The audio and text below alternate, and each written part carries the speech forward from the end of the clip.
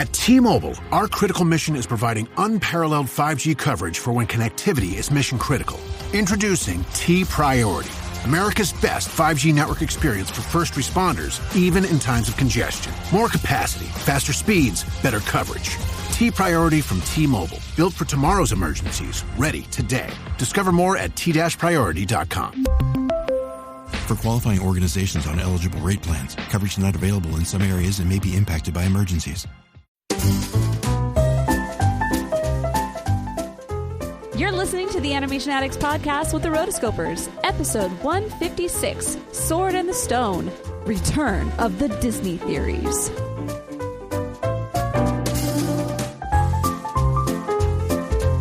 This episode was brought to you by the patrons. That's right.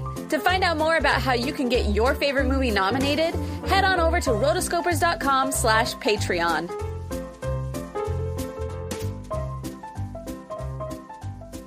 Welcome to the Animation Addicts Cast with Rotoscope. We're your hosts, the ladies, Morgan and Chelsea, at your service. By Jove, look at us go. That was one of my favorite things about this movie, is the fun little quips. Yes. There will be lots of quips and fun things to talk about, for sure. Indeed, indubitably.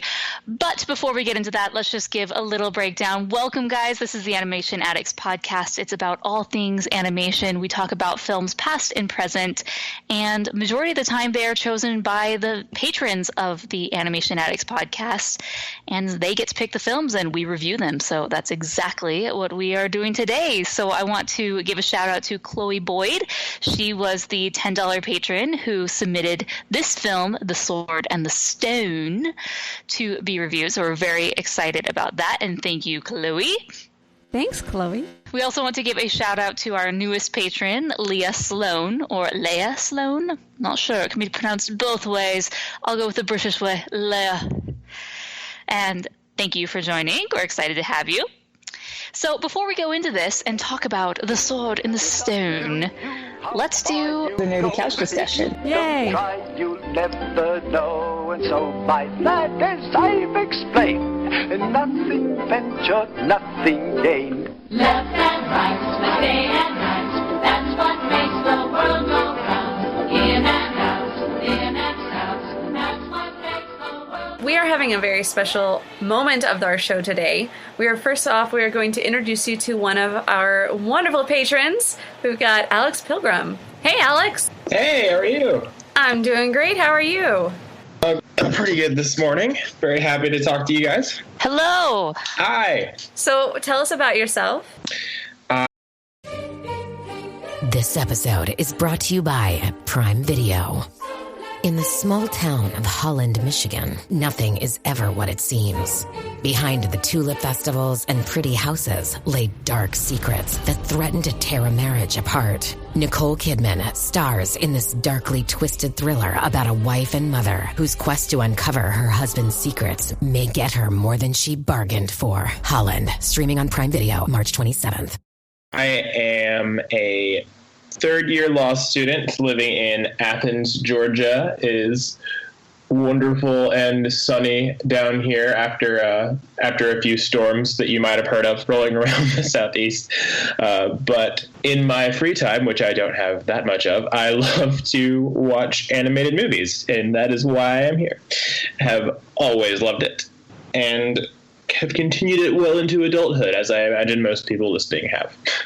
You are a fellow animation addict. You are close to our heart. You are our friend, our patron. So that's super awesome. So third-year law student. That's pretty awesome. Yeah, it is. Oh, yeah. What do you plan for when you graduate? I will be working in Atlanta after I graduate. The hiring cycle, thankfully, kind of tends to set you up with where you're going to be working before you graduate. So luckily, I know what next step is. That's nice of him. Yeah, that's one of the few favors I do for you. Chelsea, Are we going to do Catching Fire? I was thinking we should. Are you familiar with Catching Fire, Alex? I am familiar with it. Okay, perfect. Whenever we do have a new guest on the show, we like to do a quick segment called Catching Fire, where it's just rapid fire questions, and really first thing that comes to mind, you have to do that question. So are you ready for Catching Fire, Alex? I am so ready. Well then, how about a quick round of catch and fire? Catch and fire? You mean me? You're the only one with enough courage.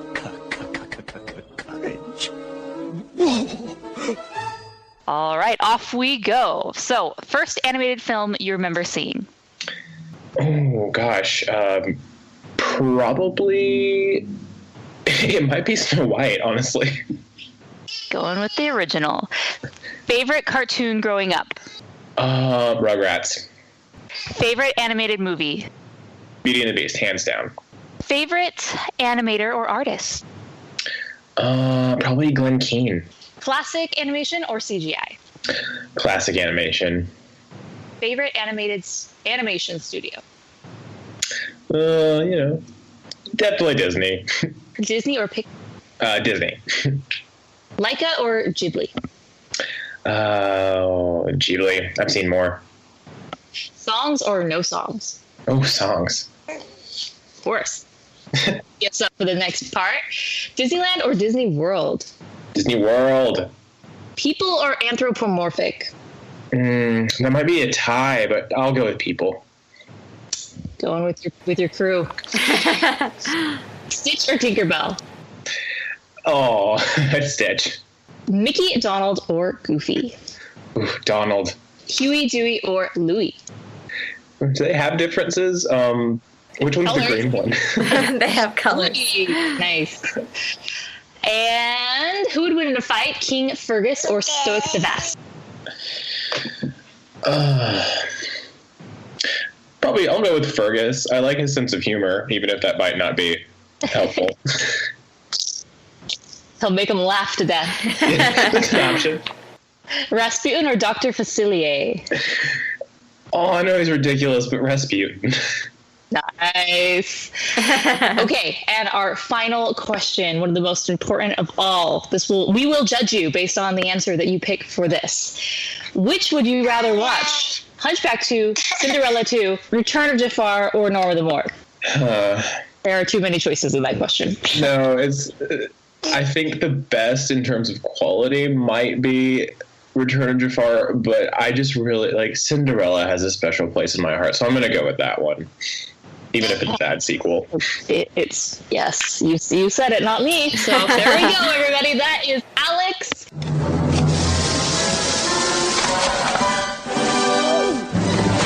52 out of 52. Well done. Thank you for doing our Catching Fire. And now let's jump into our mini main event, which is the Nerdy Couch discussion. Chelsea, you want to introduce the topic? I would love to. All right, so this has actually been a question that has been on our episode document since the beginning. I feel like this is one of those questions we just haven't ever been able to get to, but I'm so glad we're going to be able to finally know what our thoughts are on this subject. So the question is, songs in animation. So we're talking about throughout the ages, from the beginning in the 30s and the 40s, all the way to the 90s and today. Are they necessary, and why so many? I think they were, if not necessary, I think in the early animated movies, they were a big part of why they were successful and why they kind of captured audiences. Like Snow White, I think, wouldn't have been the success it was if it didn't have music in there. I say that even though I don't know if any of the songs particularly stand out in my mind. But I think it kind of like went over along with the, oh yeah.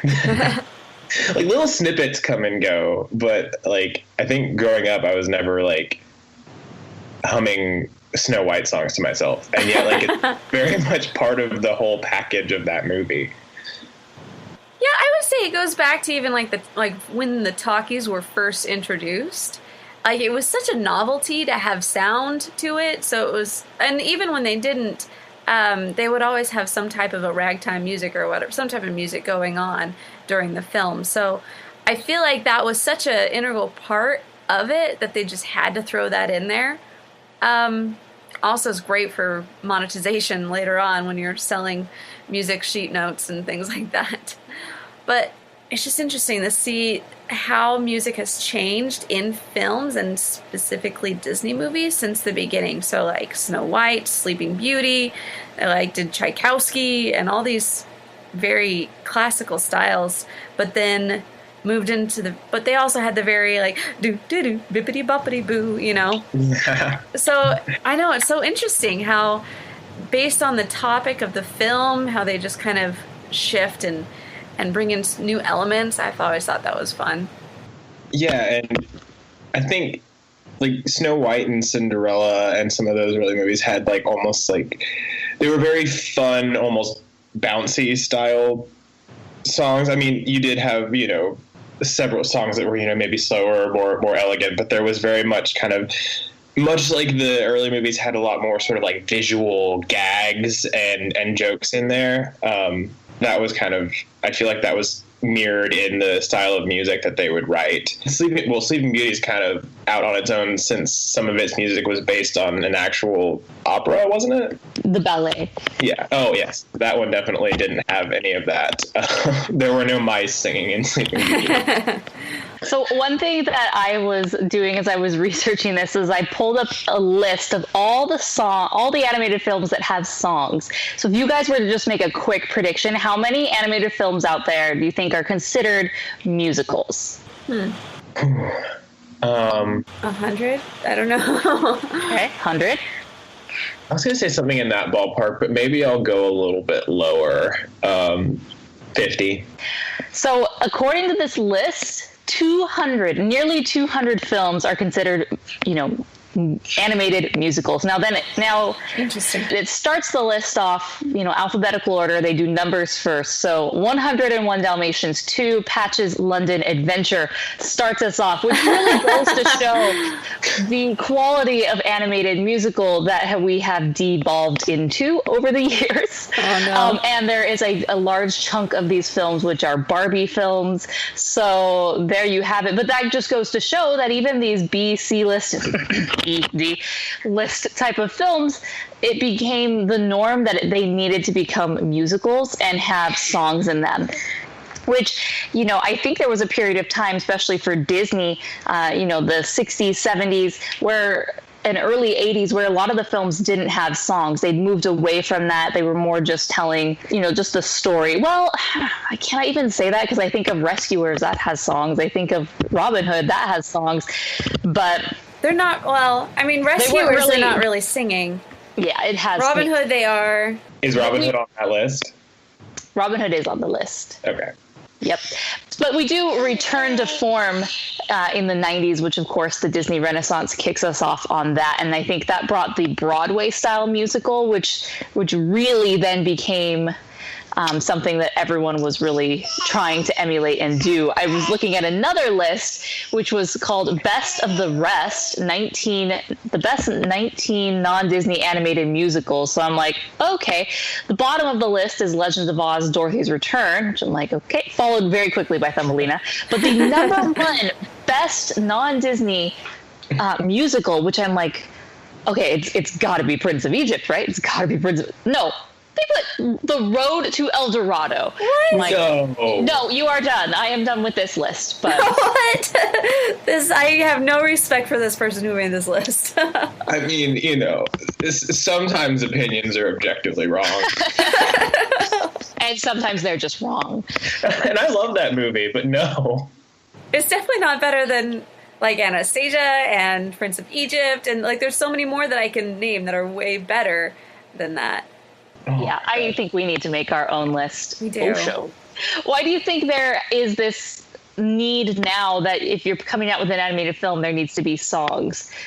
Well, I mean, Pixar really has gone a different way with that. For the most part, their films don't have songs, but I feel like everyone else tries to copy Disney in a way and has tried to implement songs. I think part of it is how successful the Disney Renaissance specifically was, because I think if those films in the early 90s, late 80s hadn't happened and hadn't been just such smash hits based on some of the movies that were around that time a little bit earlier, I think animation might have maybe detached itself a little bit or moved away from songs, or at least them being necessary. But the Broadway form in like Little Mermaid, Beauty and the Beast, all those, honestly, was a lot more successful in animated films than that format was for Broadway itself. It's kind of funny. Yeah. Like, you never hear, like, Broadway, I mean, it has its people, but it's never had that huge of an audience compared to the rest of the population. But then all these, Disney Renaissance movies came out, and everybody knows those, and everybody loves those. My sister hates musicals, like actual stage musicals, and yet is just as into Disney as I am. And somehow, when it's in an animated form, everyone's on board. And I don't know why that is. Yeah, I think that, like you were saying, because of the huge success of the Disney stuff in the early 90s, that everyone tried to copy and ride that wave. And I think it took about 15 to 20 years where then other studios started realizing, oh, maybe we don't have to do the songs. Because I think if we look back at the songs from the past 10, or the animated films from the past 10 years, especially non-Disney, they're not musicals. Yeah, and I think it was like, after Disney had so much success in that time period, I think everyone was copying everything Disney did in their sort of winning formula. And the songs were a huge part of that. And so everybody had to copy the songs, just like they had to copy the basic sort of princess fairy tale storyline.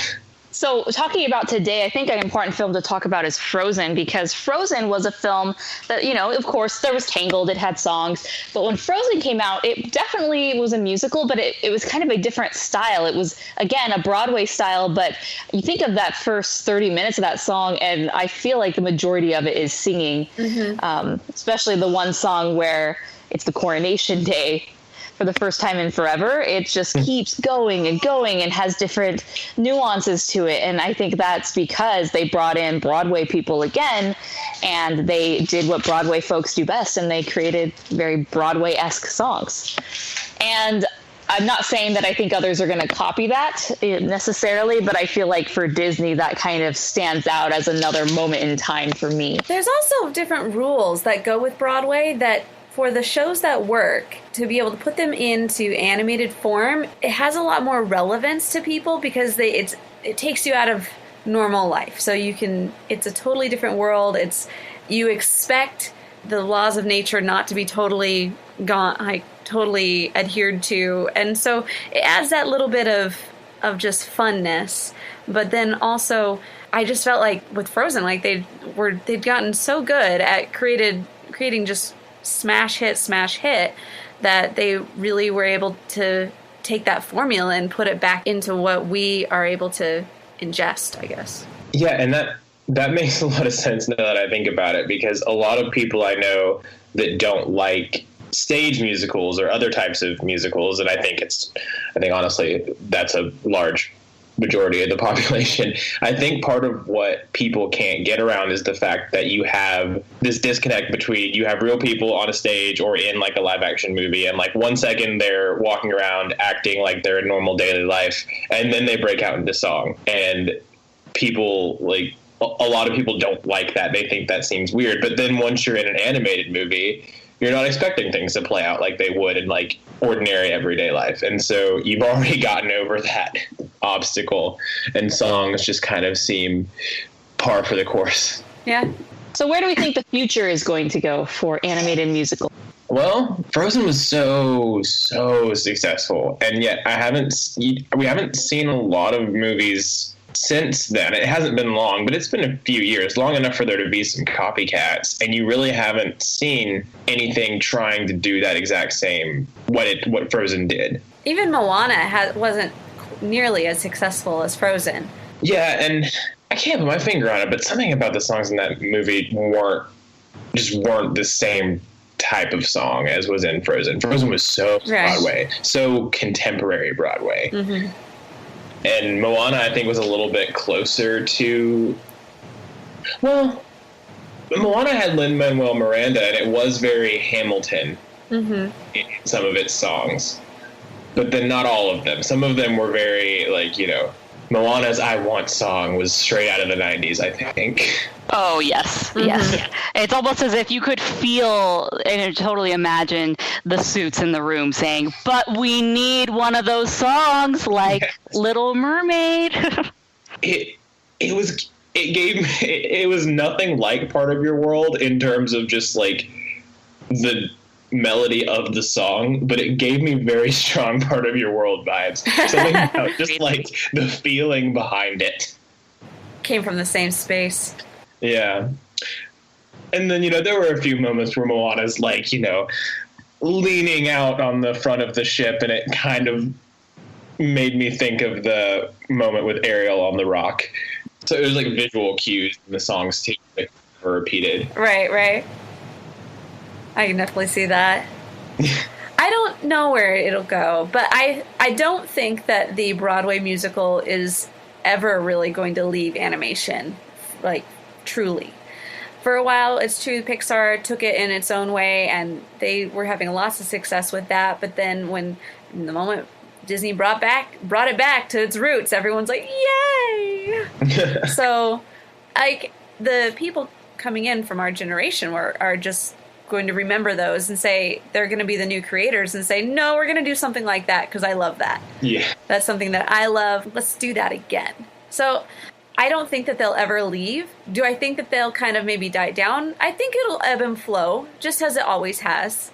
There's always going to be some that you get more than others, but that's what I think. Yeah, I think these other, like Disney, they have their foot very much squarely in the musical corner. So they, like you said, they can ebb and flow between this one's a musical, this one's not a musical. I mean, like Wreck-It Ralph, for example, was not a musical. They have realized smartly over time that not every single one of their animated films warrants being a musical and having all of those songs. Thank goodness, because I think we can think of some previous 101 Dalmatians 2 that did not necessarily need songs, but because it was expected at the time, they just had songs. So I think they've matured now. Now, as far as the other studios, I think other studios have sort of realized their place, that, you know, that's Disney's thing. Doesn't mean we can't do it, but we don't necessarily need to, and that's not required. And I think overall that is better for animation, and I'm not discouraging other studios from attempting to do musicals, but they're just like with anything. I think I'm glad it's not a prerequisite anymore that you need to have musicals or songs in your film. Yeah, I mean, it's kind of like be true to you, that whole thing. Like, if you're good at musicals, then do a musical. If you're good at not, like, just normal stage stuff, then just do that. So I feel like it's when people are forced to, you know, shoehorn a musical, shoehorn a song in here, that it just doesn't work, because nobody was wanting that from the beginning. But here's a question that I have after you mentioned Wreck-It Ralph. So Wreck-It Ralph 2 is the next movie to come out, and everybody knows because of D23 that there is going to be all of the Disney princesses are going to be in on this movie. This episode is brought to you by Honda. Introducing the all-new, all-terrain Honda Passport Trail Sport, the most off-road capable Honda Passport Honda has ever dreamt up. The Passport features increased ground clearance, roof rails on all trims, and available specially developed all-terrain tires. And you'll stay comfortable with tri-zone climate control and available features like heated and ventilated front seats and a panoramic moonroof. Learn more at honda.com/passport. And so I'm thinking, I wonder if they're going to have some giant song. I think that might happen it just seems like the opportunity for a really good sort of self-deprecating joke, which Disney likes to do sometimes. Yeah. Enchanted was one big joke about there were a lot of jokes about constant singing. Right. Totally. And so I think they'll, like, every once in a while, Disney has to poke fun at itself, and especially if you have all the princesses like in an animated room together. Yeah. Like, what song would that be? Because everyone has like very different songs too. If they were like fighting with each other to have like the dominant voice. We are not a choir. I am the lead. I'm the leader. Sorry. Love it. Oh, well, Alex, this has been such a great time with you. Thank you so much for joining us. So much. I was so glad to get to talk to you guys. I love the podcast so much. Anytime I'm driving home, it's a really nice, because it's 3 hours home. It's a really nice way to pass the time. Well, we love you for saying that and for just being who you are. You're awesome. Thanks for being a fellow animation addict. Never change. Oh, you guys either. Thank you so much for providing this podcast. It's everything I want. Thanks.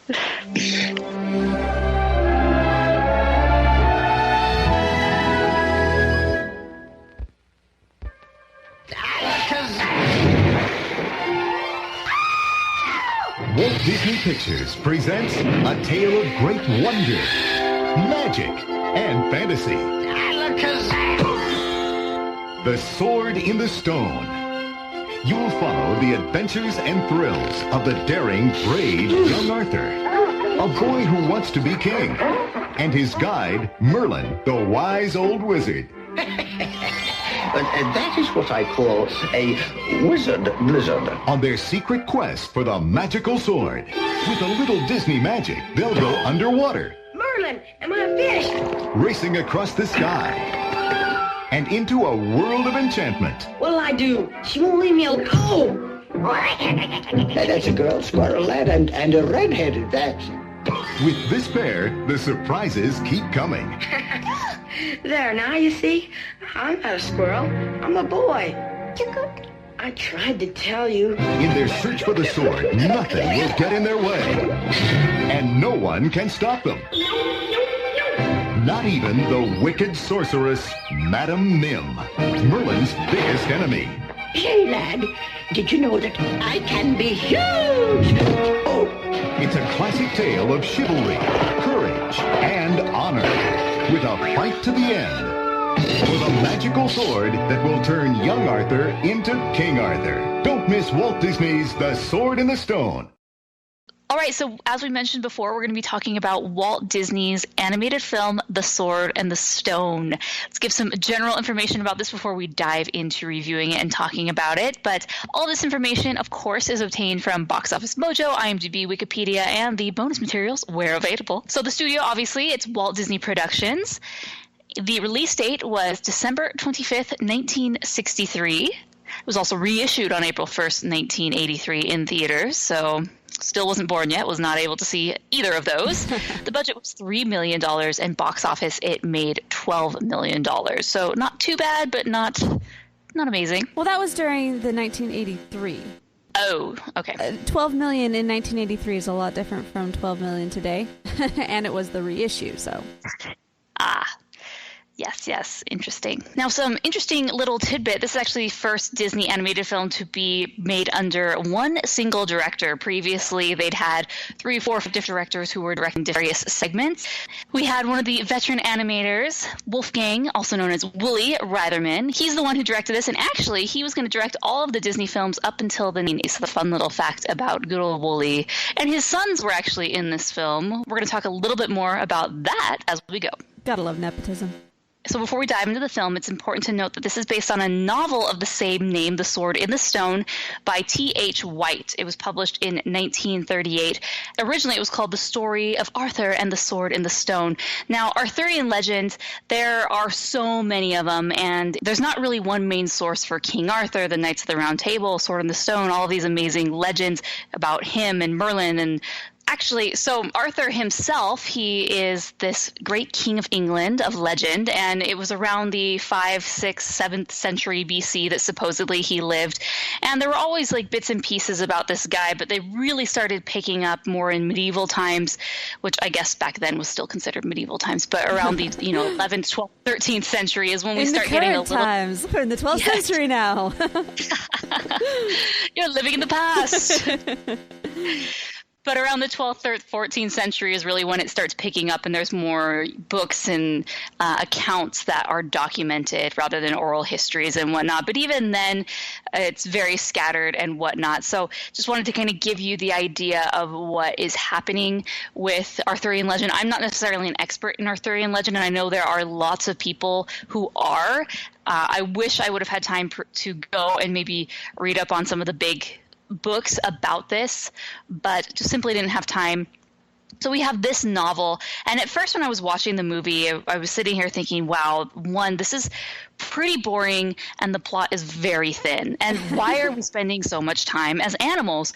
And then going and reading just a little synopsis about this novel, that's actually what this whole novel's about. It's about a young Arthur's relationship with Merlin, and him teaching him by, transforming into animals. And I'm sitting here thinking, oh, okay, they were quite faithful to the novel, which kind of like previous film at Thumbelina, we said the same thing. Like, why did they have these weird subplots with the beetle and the frog and the toad?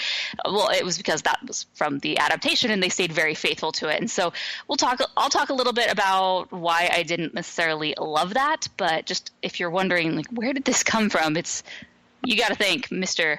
T.H. White. Ah, thanks, Mr. T.H. White. I hope he's not a woman. He's a man. Oh, man. This was, it's interesting. This is the only animated this is the only animated Disney movie from the 1960s to not have a platinum DVD, a sequel, a TV show, or a live-action remake. It does have a live-action remake. It does? That is coming. Oh. That is. Oh, it's coming. Yes. Well, there goes that. We had one that was unspoiled. It was that bad that we just didn't want to touch it. But then again, there aren't really that many films from the 60s. I mean, you put that qualifier. It's the only one from the 60s. Yeah, I mean, we true. have this, like Mary Poppins, which is kind of a hybrid. We also have The Jungle Book, but it was not necessarily a very heavy, era for animated films. We didn't get, it's not like today where we get one every year. That's true.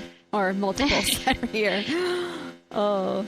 It opens up, first off, with the Disney Storybook. And I just wanted to see if you could name a couple of the other movies that have started with a Disney Storybook. All right. Without peeking, no cheating, just off the top of my head, we have Snow White, Pinocchio. We have Cinderella. We have Sleeping Beauty. The Jungle Book, I believe. I think Robin Hood. I know Enchanted. Let's see. The old book. What else? Winnie the Pooh? Yes, Winnie the Pooh's a storybook. It's just like a normal book rather than like a jewel-encrusted book. Right. I want a jewel-encrusted book, though. Who doesn't, right? And I think... I'm trying to think of some modern ones that would do it more just out of to be funny or kind of like reminiscent blast from the past. I don't think... Well, you've done really well. I don't think Tangled has one. No. Okay. I feel like there's one more like princessy film that I'm missing. Not according to this list, actually. Okay, not princessy. All right, well, I'm just going to stop there. And here's what you missed. The Song of the South, though I'm... Grumble, grumble, grumble. Multiple grumbles on that one. And The Adventures of Ichabod and Mr. Toad. Ah, man. Okay. We also have pretty good. The Tigger movie, A Christmas Carol, and Beauty and the Beast, Belle's Magical World. Gosh, man. Well, some of these are. I know. We talked canon. Yeah. I think I got the canon right. You totally did, right? yeah. Okay. That's only what I was actually thinking. I wasn't thinking of. I know. Direct DVD. No, I was very impressed. Aside from Song of the South and Mr. Toad, But Song of the South is not canon. Part of the Disney canon. Ichabod is. So, wah wah. But you did good. Great job. I'm very impressed. How did you guys do? Let us know in the comments of this post. All right, so I first start out this movie, and it almost really surprised me just because I was like, and we're singing right away. The whole narrative is just like a song, and it was weird to me, and I'm the singing person. Like, yes. It was just weird. I was like, okay, I'll go with it, but I didn't expect that. Yeah, this song really, it was like we said, so it starts with the classic storybook opening, and sometimes these had songs and sometimes they didn't. And this one is one of those songs, and it doesn't really work for me. As I was listening to this film and I was kind of looking back at some of the songs, I actually completely forgot that some of these songs existed. And this was one of them, and it was not very memorable. These were done by the Sherman Brothers. And then the actual score was done by George Bruns, who he has a very, very, very distinct style. Like, as I was listening to this, not only is it the Xerox era, which that is very visually, it's impressive in that it stands out and it's very cohesive. Like, you can put this in a very specific era because of those films. Like, it starts more or less with 101 Dalmatians and ends with Robin Hood. So it's kind of about 14 years or, 10 to 15 years where we really see the Xerox era. But at the same time, we have George Bruns, who's this composer who has a very, very distinct style of music. And as I was listening to this movie, there were parts where I'm like, wow, that's totally Sleeping Beauty. Because even though Sleeping Beauty used Tchaikovsky's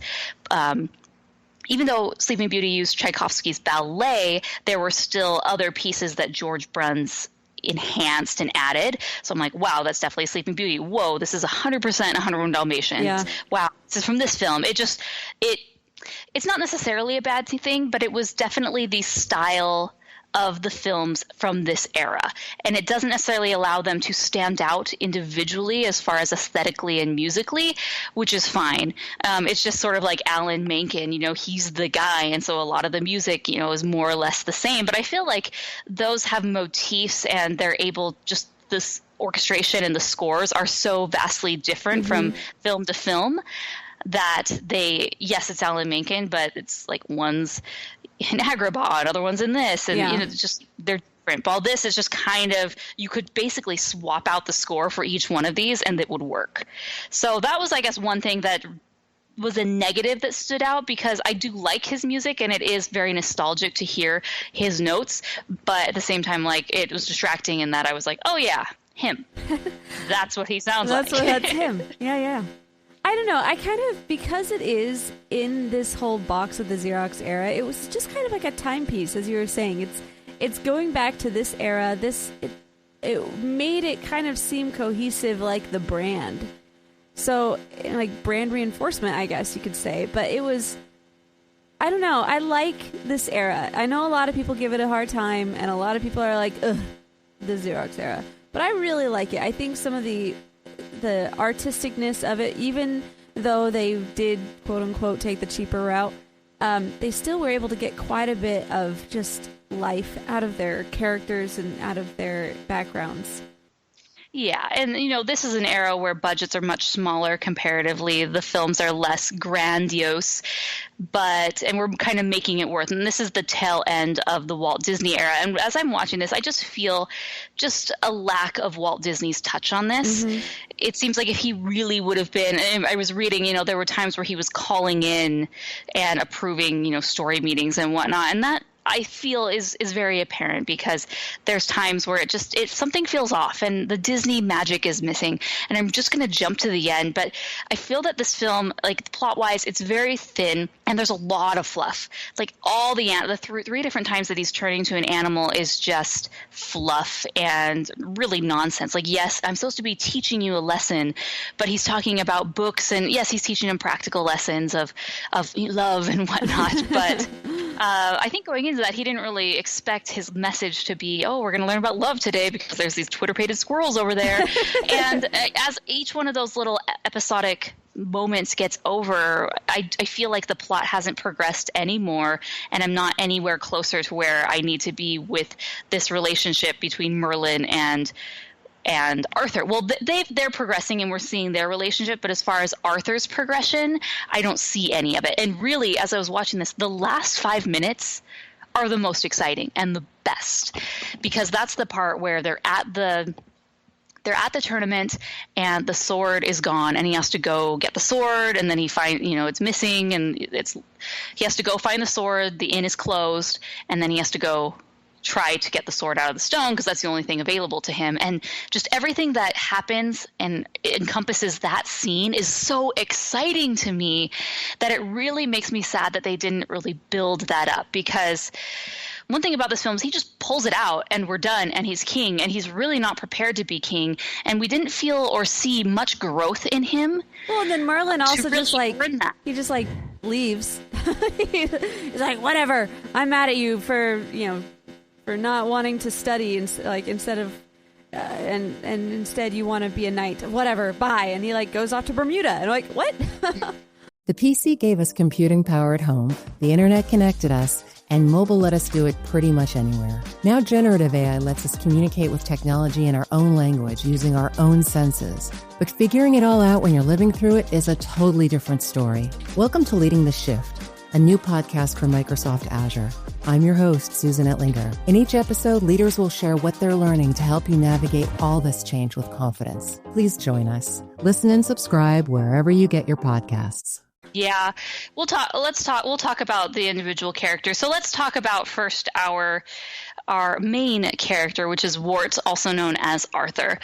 So I think he's a really great protagonist. I think he has a lot going for him at the beginning, and the fact that he's this orphan, he's kind of been adopted or taken in by this family who are all about them and bringing the son Kay to knighthood and then hopefully to be the king. Because like we talked about in that little prologue, they mentioned, all right, well, we had the Sword of the Stone. It was basically whoever pulled the sword out was going to be the king. But then that never happened, and we kept trying and trying and trying, and that never happened. So eventually it was forgotten and lost. Mm-hmm. It's kind of like the One Ring. Yeah. And so I really like the visualization that people had almost forgotten that this thing existed, and so they needed to come up with another way to pick a king, because hey, we can't have these temporary stewards leading the country forever. So eventually they say, okay, let's get a move on with this.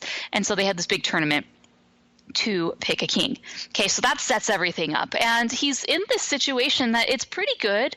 I mean, he's living in a castle, but he has all these chores. He's a little bit Cinderella in a way. Not that he's a slave in his own home, but he's more or less just a slave. But he's very positive and happy, like a very happy boy. Mm-hmm. And he's just so excited to be given the opportunity to be a squire, which I love, because, sometimes we're not put in the best situation, and just having a great attitude about it can help you get through. And we see him later with Merlin when, he's like, hey, I'm the squire, because the other boy gets sick. And Merlin gets really, really upset and mad at him. And it's like, well, what did you expect? What did you want from me? But this is a good thing. This is the best I have to look forward to, because he doesn't have the omniscience and, the forward vision. He can't move into the future like Merlin. Right. So to him, he's stuck in the present, and he sees this is a great thing, Merlin. I don't understand why you're not supporting me in this. And so I really like him as a character. I like his design. It's very simple and pure.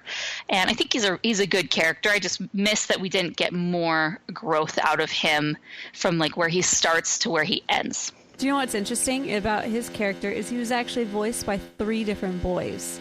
And mm-hmm. as we were mentioned before, so the first one, his name was Ricky Sorensen, and then his voice changed. Puberty! And so he's like, crap. And so he's just like, hey, sons. I got two boys, whatever, we'll just use them. And so he brought in his sons, Richard Reitherman and Robert Reitherman. One voice is a little bit more scratchy, and the other one is a little bit more clean. And you can kind of see at the very end that when the voice changes, and he's like, oh, Archimedes, I wish Merlin was here. And then the camera cuts, and Arthur shouts with the different voice, Merlin, Merlin. It was just oh, I can kind of hear that. See, my question is, why didn't they just re-record Ricky's voice? I don't know. I mean, he can't have done that much, maybe, but even then, just do a clean sweep. Yeah, I mean... And why did you have to bring both sons in? Were you worried that one versus the other was going to go through puberty, and so let's have a backup? Instead of having a backup, we're just going to interchange all 3? It's really bizarre. I mean, to be honest, I did not necessarily... Without having pre-knowledge that this existed, I wouldn't really have noticed. Yeah, and I had to go back and look, and oh yeah, I see that. Yeah. Well, what's funny is he ended up using, I think it was Richard on The Jungle Book. And so Richard came back, and he was like, you did a good job, son, so we'll have you be the voice of Mowgli here. Other son, you did bad. Go wash dishes. Sucks to be you.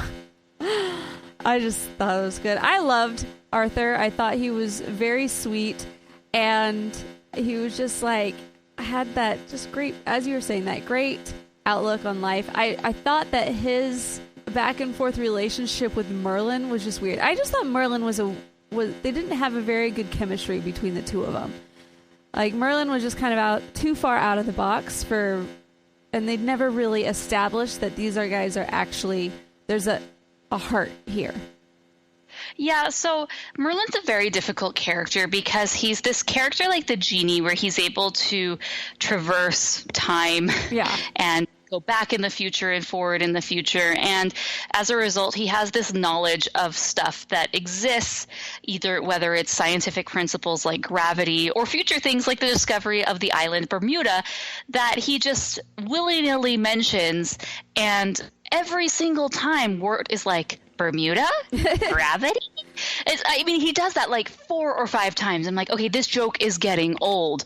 And so he's just like this one-note guy where he's one of those creative geniuses that is so smart because obviously he's a wizard and he's able to go to all these places and see all these things, and he's so learned that he's just on another plane, and it's almost slightly unrelatable. Mm-hmm. And at the same time, he has he's very rash and hot-tempered, where something just triggers him and he's like, fine, you can do it yourself. Fine, Archimedes is going to train you. And I think it's fine because people aren't perfect. And so I like seeing him have this like rashness, negative quality to him, because otherwise he's just this altruistic Gandalf character who's perfect, and cannot do anything wrong, So we do see that he has this negative side to him, but at the same time, he doesn't grow. He's the same character from the beginning as he is at the end. Yeah. And I know it sounds like I'm totally bashing this movie. I'm not. I'm just trying to like take it from a critical eye of things that I noticed from character development side. So yeah, I feel that as far as like when they're introduced, he has this premonition and knowledge that Arthur's going to be the king, right? Mm-hmm. And so he takes him under his figurative wing, because he never flew a bird, so it's figurative. And he wants to train him and tutor him because he sees the situation that he's in. And it's interesting because it seems that Merlin is not able to see how this all comes to pass, because when like that part we mentioned where he becomes the squire, he gets really upset and doesn't appreciate it, right? Actually through becoming a squire is how he's able to pull a sword from the stone and become the king. So you should be excited for that moment, but he's not. But from the very beginning, it's like, I want to teach you, I want to train you, you need to have education and all the important things of the world. And that really, from the very beginning to the end of their training sessions, there's really nothing progressed there as far as their relationship goes. The relationship is just very sanitized and pure and clean, and that's it. Yeah, it's very surface. I think as I was thinking about the difference between he and the Genie, because he even comes back in the Hawaiian shirt, it's like he made that popular before the Genie did. I know. So the Genie, they took Merlin's character and they said, okay, let's do that, but somehow like change and make better what they didn't. And I feel like the main thing that they did, because the Genie himself is so out of this world, but he needed something. And he needed somebody to make the wish to set him free. So that Merlin didn't need anything. And I feel like that was one of the major misses, is they could have made it seem like, they could have gone on the whole, he doesn't have friends, and therefore, because he's so out of this, but, Wart will be his friend, and, create those little moments of like, hey, thanks for, filling that need. But thanks for being big brother. Right. But that was the major miss for Merlin, I believe, is because no matter who we are, we all have our own need. We have something that needs to be filled, and they just never showed that. And it was a real miss, I believe. But other than that, I felt like the whole time it's that same formula that it is in The Jungle Book, in that it's pretty clean. Like it's episodic, and it just goes like these 3 movies, along with Robin Hood, are just a lot of episodes in there, and it doesn't have a clear, clear 3-act story. It's just kind of like do, and then this happened, and then this happened. So they kind of all fit into that pot, but I felt like I can appreciate it for what it is, just being a simple movie. But I would have liked there to have been more. This podcast is supported by Progressive, a leader in RV insurance. RVs are for sharing adventures with family, friends, and even your pets. So if you bring your cats and dogs along for the ride, you'll want Progressive RV insurance. They protect your cats and dogs like family by offering up to $1,000 in optional coverage for vet bills in case of an RV accident, making it a great companion for the responsible pet owner who loves to travel. See Progressive's other benefits and more when you quote RV insurance at Progressive.com today. Progressive Casualty Insurance Company and Affiliates. Pet injury is an additional coverage and subject to policy terms. Yeah, Jungle Book to me is a better character because there is that growth in that relationship, especially with Mowgli and Baloo, and even Bagheera get thrown in, and it's very complicated and stressful at times, and they each have their own independence that sends them one way or another, especially Mowgli, who wants to kind of do what he wants to do, and he thinks he knows best when he really doesn't know the jungle. While this, it's just very flat, and I remember watching it. And 15 minutes into it, I look at my, I'm watching on my phone on Amazon, and I click, and it's only 15 minutes in. I'm like, oh, really? And so I start watching more and more and more and more, and I click again. I'm like, okay, we have to be at least halfway. Only 30 minutes in. I'm like, wow. This movie is so slow, and it was almost painful because the majority of the film is spent with these 3 different segments of turning into animals, and they get smaller and smaller as we go. The fish one is probably the fish and the squirrel ones are the biggest, and then the bird one is for a little bit, but then it transforms into the Madam Min sequence. So, and as I'm sitting here and they're turning into fish, and I'm sitting here thinking, okay, Merlin, like, why are you doing this? If he's to be the king, how does turning into a fish help him? You're putting him into danger because not only does he have to learn new mechanics on how to move, but he's also placed in an environment where you're not the top of the food chain. As a human, you are, so you can get away with doing stupid stuff. But as a fish, you're really the bottom of the food chain or somewhere near the bottom. And that big old barracuda comes along, and he's not equipped or able to handle it. So that was quite frightening, to be honest, and not very prudent. And at the very end, he's like, well, that wasn't the point. I'm like, what was the point? There was no point to that whole thing. I mean, you're just going to, just let him see if he goes up against the giant pike and lives. It's like, we'll see. It's like, this guy's supposed to be king. You're supposed to be taking care of him, but... no, you're just gonna, he'll get by. It was not. Yeah. And so I'm sitting here and I'm just like, what was the point of that scene? Because that scene comes and goes, and I don't feel that there was really much growth. There was really much that happened, and then we kind of go back to these interstitial scenes that are back at the castle. And was that the scene? When does the pots and the pans? Is that after the squirrels? That is after the fish. Okay, yeah. So he's like, oh, don't worry about it. You don't have to do any chores. Let me handle it for you. So he does this magic, come on, bucket, mop, broom. Flora says, clean up the room. And off we go. It's very much a mix of Sleeping Beauty and Snow White of cleaning things and having magical things clean them more or less. And so he comes back and they're still cleaning, which who knows how long they've been gone. My question is, how do they have so many dishes? Yes, can I say that? I said it for you. You did. I was thinking the same thing. I'm like, why do we have so many dishes here, and why are they so dirty? And I'm more interested in the fact that how did these guys get a castle? I mean, are they royalty in a way? I mean, it's a very, very much a meager castle that's falling apart, especially with that west wing that they give Merlin as his home. Right. It's dilapidated to be for sure, which is why we need Kay to be the king. But yeah, why so many dishes? It really doesn't make sense to me. I understand if you're a total slob, but there's really only, 3, maybe 4 of them, because there's that one guy. Well, okay, so there's the dad, there's Kay, it seems to be some sort of maid who's the same voice as Ducky in 101 Dalmatians. Then there's the other knight character who comes by every once in a while. He's the one who's the bearer of good news that there's going to be a tournament. And then there's the supposed other boy who's the squire who we never hear. But there has to be more people living here based on the number of dishes, or maybe not. I don't know. Maybe they're just... That is a Disney theory for you, my friends. How many people actually lived in this castle? Well, and I mean, they have been... Castles were, like, in the family for years, you know, so they... You know, you never know. Like, maybe at one point in time or maybe they're just squatting. Yeah. Maybe that's what it is. You know, I'm a sir, I'm a knight, but hey, I can't. Everybody left this one from the last rampage, and so we're just gonna squat here. You know what? I'm sure that this is something that is very much established in Arthurian legend because, you know, in Arthurian legend, Sir Kay and Sir Ector, they are legit, and they are King Arthur's foster brother.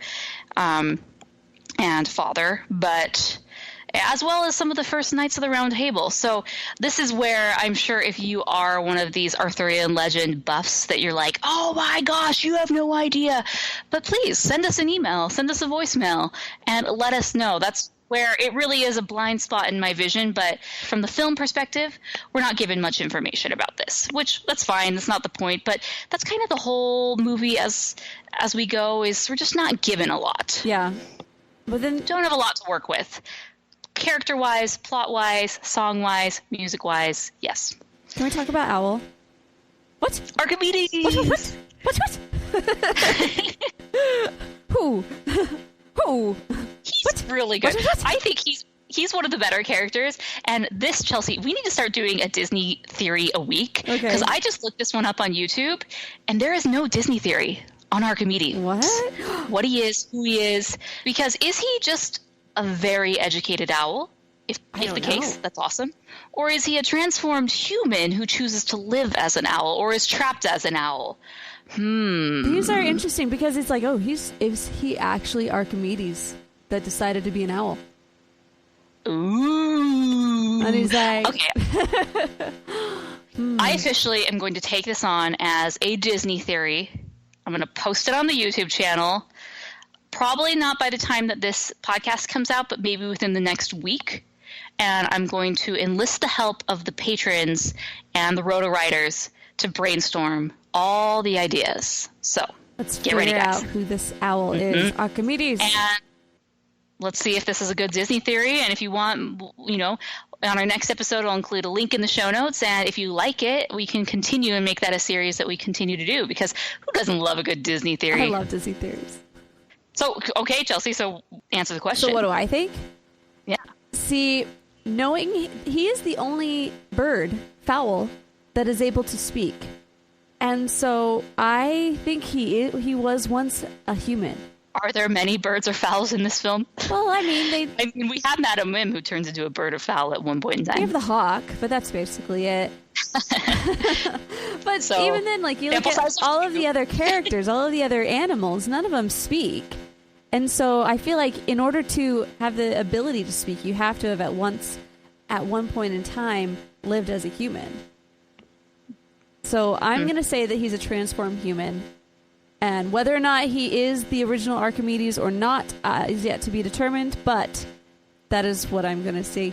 Because he never actually, like, says anything bad about humans, ever. He's like, if men were meant to fly... He's very defensive of being a bird, that he knows how to fly. Right. So it's like, if men were meant to fly, they would have wings. And so that's why he has wings. Did he wanted to fly? I don't know. I don't know. See, I think he's just a very, very educated owl because he's very defensive of his bird status. He feels that he has everything that Merlin has, minus the magical abilities. He has all the intelligence. He can read. He can do all that. But then when Merlin is trying to teach him how to fly, he gets super offended because, have you ever flown before? No. I'm the bird. Let me handle this. And this leads to yet another grumpy Merlin moment. So do you think that Merlin actually just, like, zapped him with his... wand and said, "Hiccutus, now you can speak"? That's what you're going to have to wait to see the YouTube video for. There we go. I had a lot of interesting things about this. There are a lot of different theories and unanswered questions, I guess you could say. First off, I want to go to Madame Mim now. We're just jumping. But yes. Madame Mim, which first off is everybody remembers Madame Mim. She's probably the most iconic person with aside from the female squirrel that gets shafted. Everybody remembers Madame Mim, like, because she's just so. When out you're of the world. typing in Sword in the Stone, I was trying to type up something just to do some research. Sword in the Stone, witch, is one of the very first things that comes up. Everybody wants to know who this girl is. She's awesome. I never had this movie growing up, and thankfully, because watching it now, I'm like, I feel like even then I wouldn't have been that interested in it. But I always remembered the Madame Mim scene and how cool I thought she was. Mm-hmm. Yeah, I really like her. She's very out of the box and just does her own thing. But my question is, what is Merlin's relationship with her? Like, how do they know each other? Like, I mean, sure, they're both wizards, and so they both are running in the same, circles, apparently. But I don't know. I feel like it goes a little bit deeper. I think they were a thing. And probably exes. Really? Yes, I believe this. Because I think Merlin ended it because she cheated. Because here's what happened. They would go through and they're like giving all their rules and everything. And it is Merlin's only rule, no cheating. Right after she says no disappearing. So I think he disappeared on her and just like left. And then she cheated. And then he came back and she was like, what? And that's how it all ended. This is my theory. Well, looks like Chelsea needs to do a Madame Mim theory for the YouTube channel, which would be amazing. I think so. Ooh, okay. We're like slowly developing our arsenal and I looked this up. No one's done it yet, so even better. Even better. I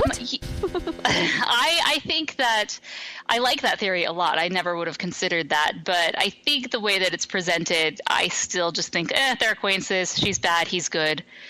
And off we go. They don't actually say that she's how they know each other. She says that she's bad. Right. All the time. Well. And he constantly is reinforcing that he's good. And then we have Sir Ector, who thinks Aldous protests too much.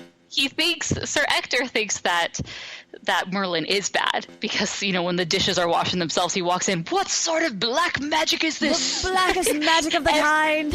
Every sort of magic that happens around him is evil and bad. And Merlin's trying to say, no, I'm a good wizard. Actually, I'm a good wizard. Hey, I'm actually really good. But that does not fly. No. With Sir Ector. It's all witchcraft. Wizardcraft. So, let's talk about the wizard's duel with Madame Mim. I think this is one of the most fun scenes because we really get to see this battle of wits. There's all these really funny rules where it's only animals, no cheating, no weird things like pink dragons, yada, yada, yada, and they just have to basically one-up each other. And it keeps escalating and escalating, and I just love how creative they are. And one thing that we learn while they're becoming fish and different animals is that you kind of have these natural instincts as whatever animal that you have taken on. So when Wart is a fish, he has the tendency to go and just eat little bugs that or whatever are around him. And so in the Wizard's Duel, they're able to take advantage of those little quirks and nuances of each of the individual animals to their advantage. For example, when Madame Mim's an elephant, Merlin turns into a mouse, and elephants are supposedly scared of mice. So she freaks out, and off we go. So that's what I loved, because it's just taking all of these different nuances of each of the individual animals and playing them against each other until we escalate to the ultimate, which I don't think there's any better thing to be than a flu virus or a germ. I mean, that was why genius. didn't you just go straight to the jugular? Right. Right. That was awesome. I agree. But he is the smarter one, and so I think he always knew that he had that in his back pocket, and that was the way to win. But he just wanted to string her along a little bit and have some fun with it, because she's all about games, as she mentions, when she turns into a cat and she's going to eat Wart.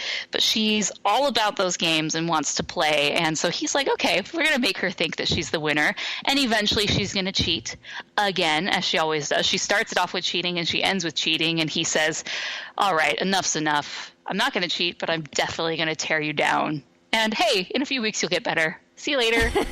Have fun with that. Oh, yeah. You know what I think is actually interesting is when they initially come upon Madame Mim is that Archimedes is really scared. Yeah. They don't talk about that, which goes into reasons like why I'm so interested in their relationship. Like, why? That's another Disney theory. Add that to the mix. Like, why is she so bad? Because she's truly like evil, but even then she just comes off as such a goofball that she never really seems like a match for Merlin. Mm-hmm. I mean, and in the only times that she's able to one-up him is through cheating, which I guess is all's fair in love and war. But yeah, I would have liked – see, there's so many good characters here that like I feel – so throughout the film, there's no real driving sense of like anything foreboding or anything bad's going to happen. And then we stumble upon Madame Mim literally in the last 20 minutes, and it's like, oh, Madame Mim, ooh! And she's not like the ultimate bad guy, but that's like really the climax of, oh, we're in a bad situation. Mm-hmm. And I would have loved to maybe have her introduced very at the beginning, maybe transformed as some sort of animal. Maybe she was like that barracuda, and it was like a purple barracuda or whatever that thing was. Mm-hmm. You know, I would have loved to seen her more, or even just present or mention, or just some sort of foreboding. It doesn't have to be her, but there needs to be some sort of foreboding force that we need to overcome, because really there's nothing. His life is more or less fine. He's doing the dishes. He's training to be a squire.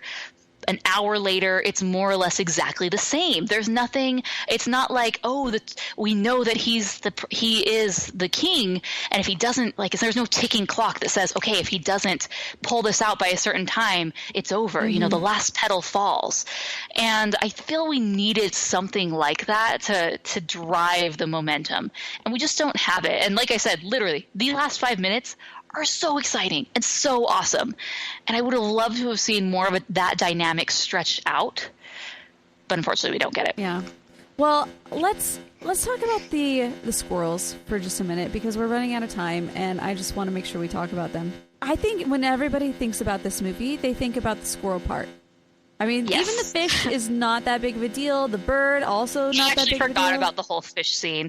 And the bird scene is so short that it leads very quickly into the Madame Mim stuff, which overshadows it. Right. And I think, with the squirrel, the reason why everybody remembers it is because it's like you feel for this girl. Like, she just fell in love with what she thought was her best catch out there. And they end up saying that, you know, squirrels mate for life, which is not true. But, you know, it makes for a much better story. So she just is like, totally hurt, distraught, and overcome with all these terrible feelings and loneliness, and you really feel for it. You're like, what a jerk. To be like, Merlin is a jerk to like put both he and War in those positions where they could, you know, steal away the heart and leave such true damage. Yeah, it's pretty sad because she's just an innocent bystander who thinks she's found her match, and she's so excited because he is such a squeeze. But yeah, that's life, unfortunately. But as they're leaving, I mean, they just keep having these foreboding, very sad panning shots of her where she's just sniffle, sniffle, sniffle, sniffle. I know. Sniffle, sniffle. It's one of the only moments that really tugs at your heartstrings and you feel bad. But it's like a weird thing because you're like, ew, you're a squirrel. He's a boy. Get out of here. This isn't going to work. And I actually don't want it to work for both him and Merlin. But man, the squirrel world, the women are very forward. Very. This is not what I'm used to in the real world with humans, but those squirrels, those ladies, they know what's up. They got it going on. Right. When they see something, they like a moth to the flame. They are there. And I thought that was kind of cool, but at the same time, you're rooting for Merlin and War, and you see, like, what the heck? No, this isn't the game plan. Get away. You kind of just want them to, like, get away as soon as possible. And they're honestly like leeches. You cannot pull themselves away, and so that adds to the comedic moments. And then when they ultimately really just turn to humans and totally distance themselves, then you start, like, the tables completely turn. I went from not caring about the annoying squirrel to, oh, that's sad. That's sad. Because she, like, you can just see the hurt in her. And it's like, oh, I'm sorry, Squirrely. All right, so let's wrap this up with our thoughts on the film. I mean, Empower. Claire is practicing her breathing for her upcoming yoga retreat in Bali. Has she ever done yoga before? No. But Claire worked with Empower on her savings and investment strategy. She got good at money, so she can be a little bad. Empower. Invest well, live a little. Join our 19 million customers today at empower.com. Past performance is not indicative of future returns. Investing involves risk. You may lose money. Advisory services are provided for a fee by Empower Advisor Group, LLC, EAG, a registered investment advisor with the Securities and Exchange Commission. Om Namaste. Chelsea, would you like to take the stage? As a final note, I give it about a 2.5 stars. It's not one that I really feel like pulling out every once in a while, but it's also not one that I feel like I would ever turn off if it were on. Like, 2.5 out of 5 stars is very neutral for me. Like, meh, oh, cool, all right. I really like the music. It's fun. It's the Sherman Brothers, you know. They always just come up with really, like, cute little things. So I like that. But all in all, like, it's not one that I feel the need to go back and watch a lot, but I like it, you know. I guess that's where I'm at. So I'm going to be just very anti-Morgan. Like, normally I'm always, like, the lowest I'll go for the most part is like 2.5 stars, which what you said is neutral. But for this one, just as I was watching it, I couldn't get into it. I just always felt that it was dragging, that it was slow, that the plot was thin. What was the point of this movie except for the last 5 minutes? If that's the case, we should have made this a short. And just it's completely unmemorable for all of those reasons. There's no character development. I feel that they focus on all the wrong things. Like, yes, this is an adaptation of that story, but as I'm realizing, that story, like, they focused on the wrong elements of that story. I haven't read it, but it seems that the more exciting elements actually deal with his relationship with Sir Ector and maybe a little bit Merlin, but not on these weird teaching moments. And, you know, the fight for Kay and him trying to be king through this tournament and then pulling the sword out of the stone. Those are really, like, the cool, exciting moments of this. And I hope that with this live-action remake they're going to make, this is actually the one live-action remake where I'm like, I'm actually excited to see this, because I hope they just completely flip this on its head and do it justice and tell a really cool story. Because there's so much potential here, because it is Arthurian legends. Yeah. Like, legend. There's so much source material. Like, why do we just have to stick to the book, The Sword and the Stone, right? I mean, when Once Upon a Time went there, it just was not enough. So let's redo this right. Indeed. So the songs, I love the Sherman Brothers, but these songs are just no good. I just don't like them. Hidgetus Fidgetus, it's catchy, but at the same time, like, please tell me any of the lyrics, because it is so wonky and hard to sing.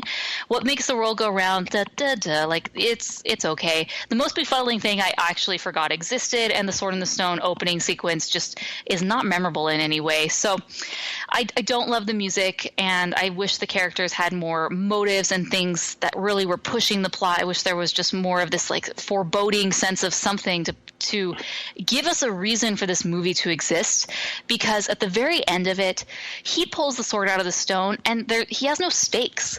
Like, he doesn't know it exists. He touches it and just on a whim, like, woo, I did it. And even then, I would have liked there to be so much more lead up to that moment, rather than just, like, by chance or by accident. And maybe that's not how it happened in Arthurian legend, but I feel like for a movie we maybe needed a little more. And for those reasons, I have to give this movie 2 stars. Because I didn't really grow up watching this movie, and now watching this again, I kind of know why. It just doesn't do it for me. It's really weak narratively, and the story is just not there. And I just love the last 5 minutes, maybe the last 20 with the Madame Mim stuff, and I wish they could have just taken that last 20 minutes, really redeveloped it and stretched it out and given us so much more, and it really could have been good. Well, there you have it. All right, so let's jump into the voicemails. Hi, Rotoscopers. It's Bethany. I was calling in because I absolutely love The Sword of the Stone. I feel like it is one of the most underrated Disney movies of all time. I read the source material a couple years ago, The Once and Future King, and I just love the Arthurian legend, and the movie actually follows the book pretty well. There's one little episode that they cut that in the book, Arthur is turned into an ant, and he's in this ant colony, and it kind of runs like a giant communist country, which is kind of weird. So I'm glad they cut that out. But yeah, I feel like the animation is really fun because it's in that Xerox style, same as 101 Dalmatians. I feel like the story is really fun. It's really tight. And I feel like Madame Mim is one of the best villains out there. I feel like, yes, she's funny, but she's also very menacing because she's plumb crazy and you never know what she's going to do. That whole sequence with the wizard's duel is a big favorite in my house. I have 3 little boys that you can probably hear in the background, and they love watching that scene. And we watch the movie and that scene all the time. So I'm so glad you guys are reviewing it. I hope you give it a great review. I would definitely give it a 4.5 stars. Love it. Bye. Hey there, Rotoscopers. This is Jared with my review of Disney's The Sword and the Stone. I gotta say, this one is an all-time favorite for me. I grew up with this movie and, watched it again recently in preparation for leaving this voicemail. And, gotta say, it still holds up after all these years. Love the animation, both with its resemblance to 101 Dalmatians and all the visual gags, especially with Merlin. That guy steals the show, most definitely. And, Disney just keeps finding ways to use him, so it's quite obvious that he's a pretty popular character on there. So, personally, I would give this movie a rating of 4 out of 5 stars. I think it does a really good job.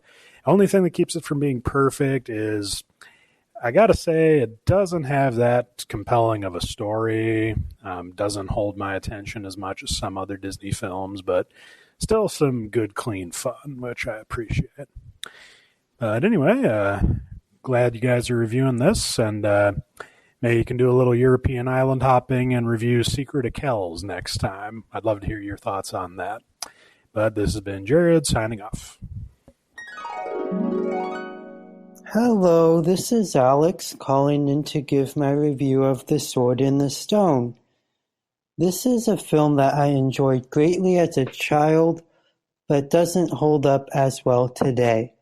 There are certain aspects of the film that I still enjoy, such as the consistently good animation and the fact that the characters are all around interesting. However, I feel that this is the weakest film among the 3 that Disney Animation Studios released in the 60s, the other 2 being 101 Dalmatians and The Jungle Book. I believe that this is why Disney has never given The Sword in the Stone a platinum or a diamond edition.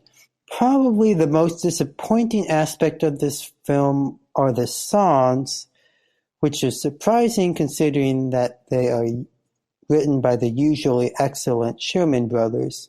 I do like that this film takes a unique spin on the King Arthur tale by focusing on him as a young child rather than as an adult, which is much more common in film. Overall, I give this film 3.5 stars out of 5. I enjoy it, but it's not among Disney's best. Bye. Hello, Rotoscopers. It's Andres here again, and I'm leaving a voicemail for The Sword in the Stone. Right off the bat, I just want to say that this is one of the movies that I was, raised watching. I own the VHS. So growing up, this was a big part of my life, watching this all the time. It was a great movie. I love this movie. My favorite character in the film has to be Archimedes. I know he's grumpy and he's always mad and he's always sounds like he's very stubborn, very, very angry. But this movie really made me laugh, and Archimedes really made me. I think he's the most funniest character in the movie. Especially when he got into it with the barracuda, the fish, and then not only that, when he was cracking up when Merlin was trying to show Wart the airplane, and it just broke, and he just started laughing, and that was hilarious. I think my favorite character in this movie has to be Archimedes, and he made me laugh throughout the whole movie. I think this movie overall is just hilarious. This is one of my favorite films, and I really, really enjoy it. A definite solid 4 stars. I'm giving it a solid 4 stars. Not my favorite, because there's other movies out there that I rather watch. Replay value. I'd love to watch it again, but I think a solid 4 stars. I mean, it says that it's good. It's perfect. So, but other than that, I really, really enjoyed this film. So yeah, that's all I have to say. Archimedes was hilarious. Merlin was also funny, and thank you guys for this. I really appreciate it. So take care, and I hope this goes up on the podcast. Peace. I find delight in the gruesome and grim. Oh, that's terrible. Thank you, my boy, but that's nothing for me. Oh, because I'm the magnificent, marvelous Madam Mim. You know what? I can even change size. All right, guys, thanks for listening to this episode of the Animation Addicts podcast. You can check out all the show notes, information, links, rotoscopers.com/156. Leave us your reviews there. And also, thanks to everyone who are patrons. We love you. Thank you for your support. If you'd like to look into being a patron, go to rotoscopers.com/Patreon. And with that, you know where to find us. I'm at Morgan Stradling. Chelsea's at Chelsea Robson on all places, social media. And until next time, we are the Rotoscopers.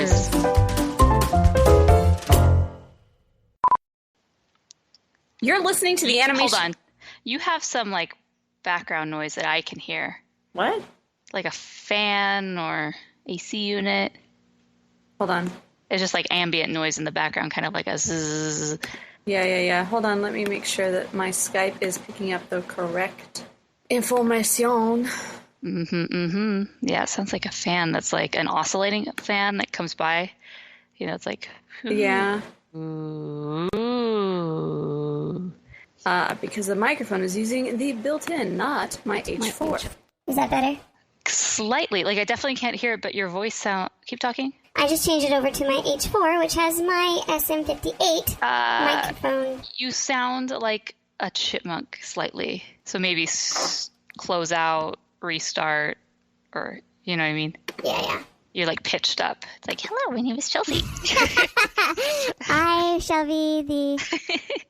You're slightly chipmunk territory. Awesome. But it's much better as far as the fan. There's no fan, but at least now I sound like a Disney princess for real. In chipmunk form. Mm-hmm. Hey, I mean, they did turn into a squirrel in this film, so that's basically the next step. It's true. All right, let's try this again. I'll call you back. Mm-hmm. I'm sorry, Squirrely. I was thinking about it. I'm like, this is why there are no good men around. They've all gone squirrely. That obviously didn't go over as I wanted it to. Sorry, I was typing a message. I'm never funny. You're funny, I swear. Morley wanted to do a wizard's duel today, Chelsea, but I don't know if we have time. What are we going to duel? Who is the better man? Eugene or Dimitri? Oh. Shall we do a wizard's duel before we talk about a wizard's duel? Let's do it. Cue the music. What's up, boy? What's going on? They're having a wizard's duel. What's that mean? Oh, it's a battle of wits. The players change themselves to different things in an attempt to destroy one another. Destroy? But just watch, boy. Just watch. You'll get the idea. All right, so for those of you who are new to our segment, Wizard's Duel, basically what it is the two of us are going to face off in a battle of wits.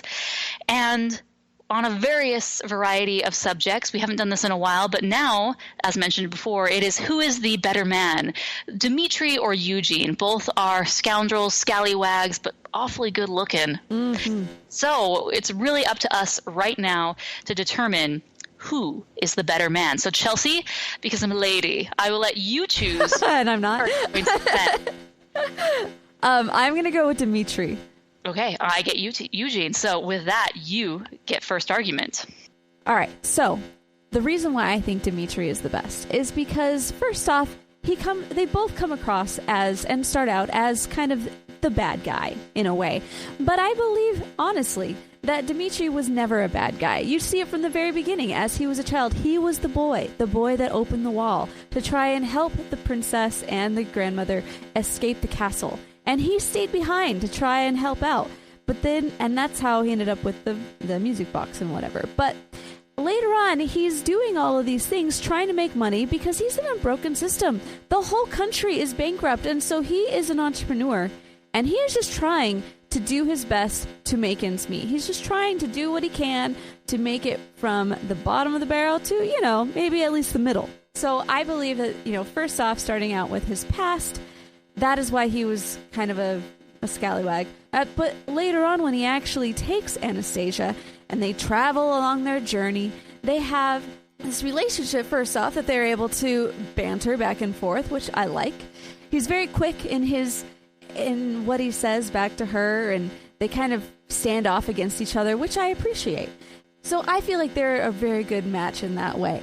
Later on, even though he feels like he's doing the best thing because he doesn't think that Anastasia is actually going to like him after she is made princess or duchess again. And so he's like, you know what? I know where I stand. She belongs so much higher than me, so I'm going to, in my heart, take the more gentlemanly route, and I'm going to exit peacefully from her life. My business is done.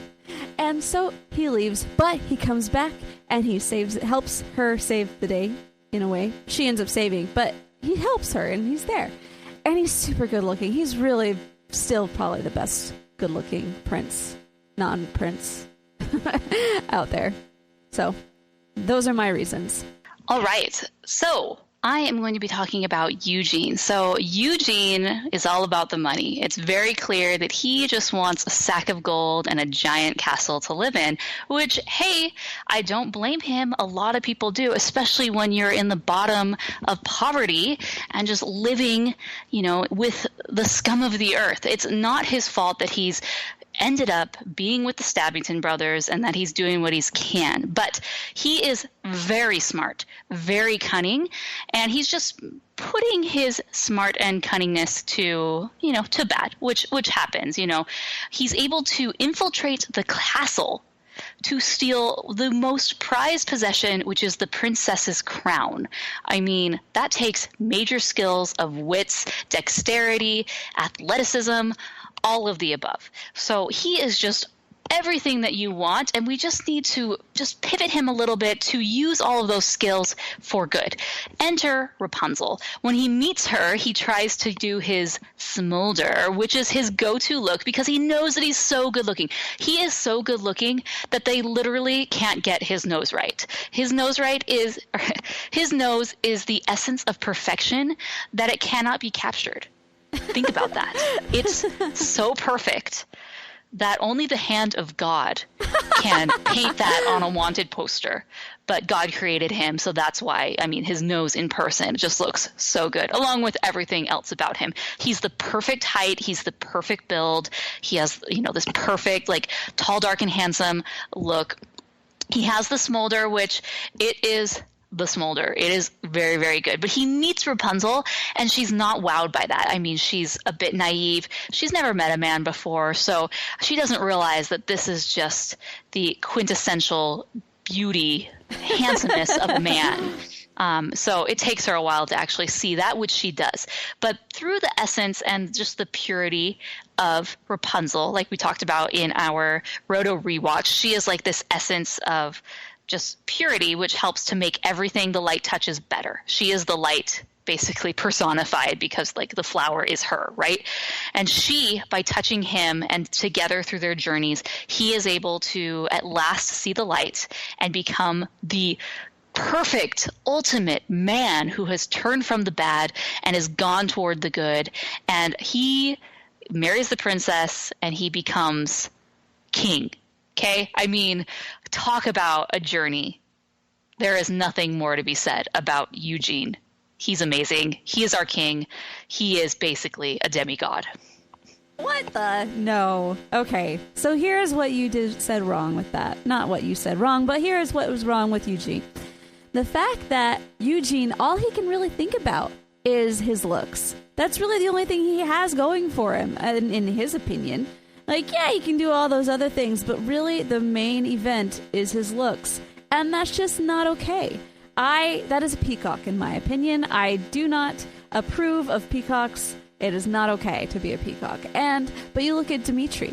Never once is he ever considering himself to be a good-looking guy or to be somebody that somebody should be impressed with him. He just is who he is. And he doesn't need anybody else to paint his nose right. He doesn't need anybody else to do anything that would make him, feel higher than who he is. He, in fact, is trying to stay under the radar, which I find very endearing. Now, Eugene also, what right does he have to be king? All he has in his back pocket is the fact that he's a thief. Okay, that's a great person to have as your king. No. Those are my reasons why Dimitri is still better.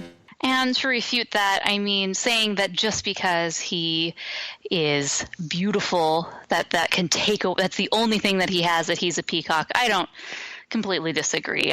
Beautiful people are beautiful people, and they know it, and they should parade around and show it off because the world needs more beauty. It's just a fact.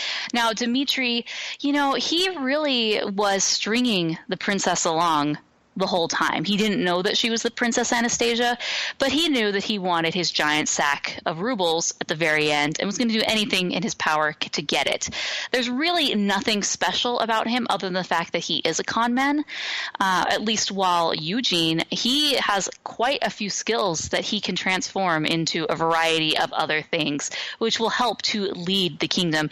In the end, Dimitri takes Anastasia away from the number one thing that she's been going for her whole life, which is her family.